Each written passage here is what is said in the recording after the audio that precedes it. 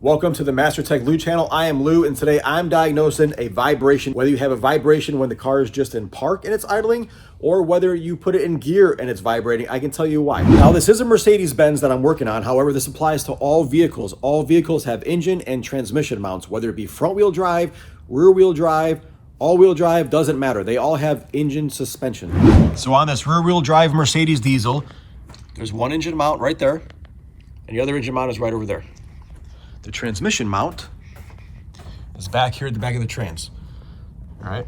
Now, all I do to confirm if it's a mount is just run the engine, have someone in the car while the engine's vibrating or the car is vibrating. I just put a block of wood and a pole jack or a jack stand or a hydraulic jack if you're on the ground, and just raise it ever so slightly. As soon as it takes pressure off of the frame and the vibration's gone, you know you have an engine mount. So on this one here, as I raise it, you can actually see the cover of the engine mount raising up. All right.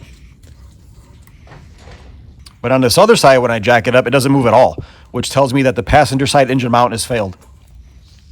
All right, so I already have the trans mount jacked up, and I'm going to show you the gap at the top compared to the bottom, and the bolts are basically in the center of the mount. That's how you know it's a good mount. Now watch what happens when I lower the jack.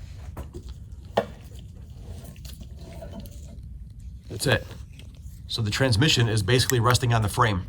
So I'm gonna get a whole lot of vibration from the transmission as well while it's in gear. So I'm gonna replace all three mounts on this. So in short, if you have a vibration from the engine or transmission while it's in gear or in park, all you have to do is jack up the engine or trans just a hair. And if the vibration goes away, you know you have a bad mount, and you can source which mount is bad by where you place the jack. So I hope this helps. Leave a like, hit the subscribe, check out my other videos. I'm sure you'll find useful information. I try to do videos on all sorts of different things to help teach you guys how to diagnose stuff. Take care.